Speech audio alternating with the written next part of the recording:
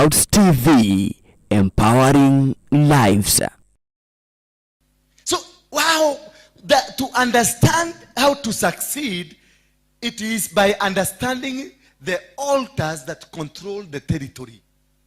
And that is now you apply the principle of the kingdom of heaven. Wakati mahali popote Abraham alienda, wakati alianza kubarikiwa, akitoka kwa baba yao alikuwa muabudu na mtengenezaji wa sanamu ambazo ziliabudiwa. Kwa hivyo Mungu akamwambia uondoke kwa nyumba ya baba yako. Just get out of your father's territory so that I can create a new territory for you to succeed. Alafu akamwambia, as you are going, do not go with any of your family member, because all your family member are a part of the altar that I want to remove you from.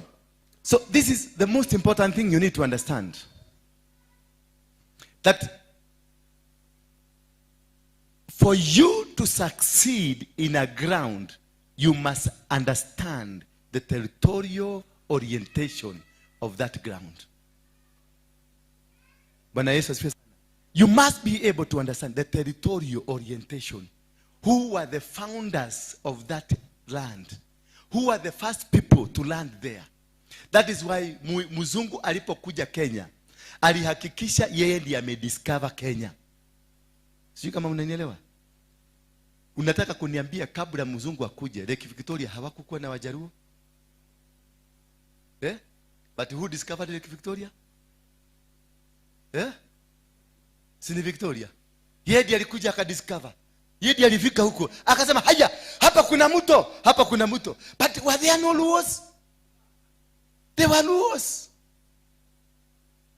Bwana Yesu asifiwe sana. Wakaenda Lake Turkana, they discovered. Wakaenda sijui wapi Lake Rudolph, wakadiscover. They have discovered the entire Kenya. It was not about discovery. It was about giving a new name to a new territory. The name, the territory they found, they give it their name so that they can have supremacy over the territory. That is where a change of the name is so important. Wherever you go, Abraham, when alibarikiwa, jina lake lilibadilishwa, akaitwa from Abraham, akaitwa Abraham.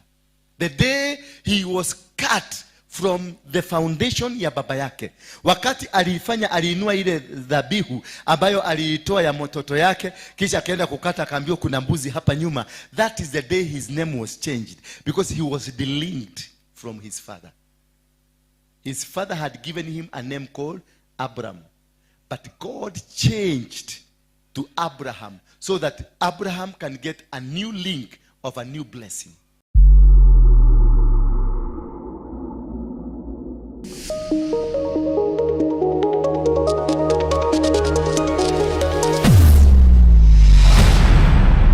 Bethel Clouds TV, empowering lives.